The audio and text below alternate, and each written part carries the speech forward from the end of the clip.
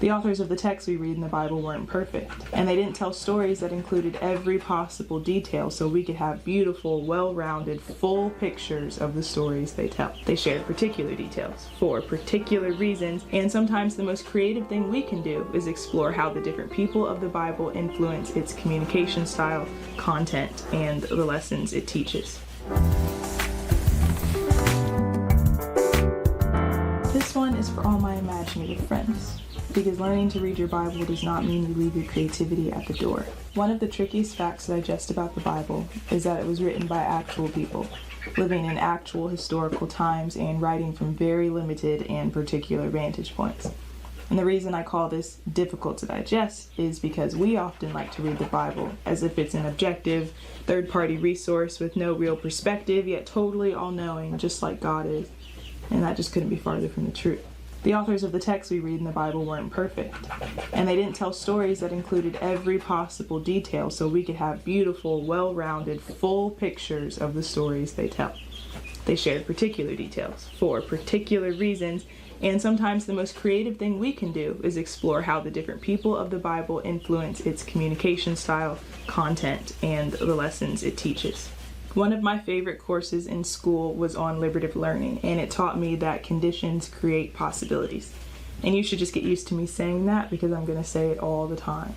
It's like when we travel and immerse ourselves in the culture we're visiting. Some of us plan on eating only traditional foods, the freshest and most widely available foods around us. But then others of us search high and low for foods that feel familiar, that remind us of home. Either way, our conditions, where we are physically in the moment, determine our possibilities, the food we have available to eat. This metaphor also pertains to our ability to digest the food we eat. Sometimes our conditions, where we grew up, determine our possibilities, whether we can eat the food with an issue or not. Like Americans not being able to drink the water in Mexico. The same thing happens in our Bible reading. There are those of us who immerse ourselves in the biblical world and those of us who read in search of the familiar. Additionally, some of us are more tolerant of what we find in the biblical words than others. And all of this is normal because conditions create possibilities. To some degree, where you start with Bible reading isn't really your fault. And the good news is our conditions, where we're from and where we're at, only limit us if we let them. None of us has to live limited to our normal, natural ways of being. We can change our conditions and therefore change our possibilities. We just have to be a little creative in doing so.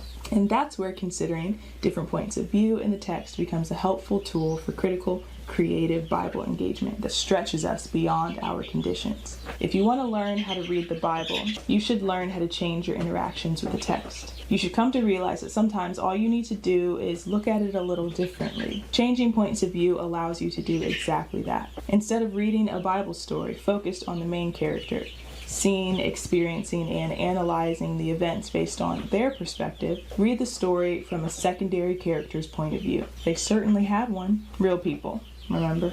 Imagine how different David and Goliath's story reads from Goliath's perspective, or Noah building the ark through the eyes of one of his sons. And it works in the New Testament too, because Timothy was there when Paul wrote Philippians. So what would his perspective on those lessons have been based on what we know about him? Or we always talk about Jairus' faith, that Jesus would heal his son sight unseen, but I wonder what that story is like from his wife's perspective, the one who stayed at home. When we read a story from a new perspective, we give ourselves a fresh opportunity to experience the character and behavior of God in our world. On another note, we also increase our capacity for empathy and understanding the perspectives of others. By considering the tales we read time and time again from different perspectives, we learn more about God, each other, and in the end, ourselves. Just like with traveling and trying new food, changing our vantage point or location can have powerful implications on the experiences we have with the biblical text and the interpretations and applications we deem probable because of our study. Considering different points of view will force you to use your imagination, because we don't know anything about the kind of woman Miriam was to consider her perspective on the events in Exodus, or Onesimus's personality to know if the message Paul wrote in Philemon really resonated with him. But we can use our context clues and work with probabilities, because imagination goes hand in hand with immersion.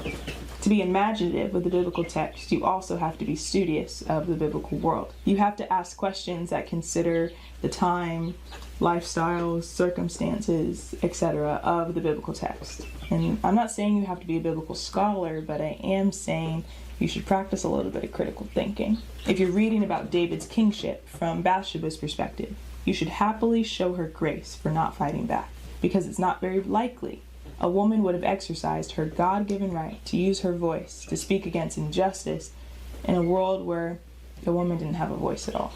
I'm saying if you're reading the feeding of the 5,000 from the little boy's perspective, you should assume he was brave.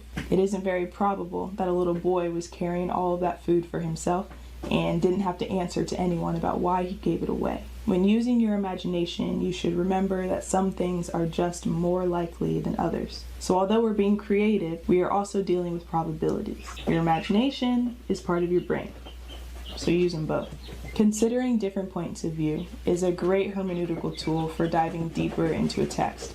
The same way traveling is a great way to expand your worldview and show you just how expansive our world is. Conditions may create possibilities, but when we expand our conditions, our possibilities grow right alongside them. The particular perspectives of the biblical text only limit us if we never use them as a launching point for moving beyond them. Exercise your creativity and criticality to discover the world beyond the black and white words you read on the page. You might be surprised how you can learn from the gray. Hi, this is Genesis here, editing and realizing I forgot to record me telling you I created 4 days of Bible study on this exact topic and put it on Substack for you, totally free. So, if you'd like to add this reading method to your Bible study, but don't know where to start, head on over to Olive Fig and Vine Substack for 4 days of guided instruction from yours truly. It's totally free, so you should totally do it. Okay, bye.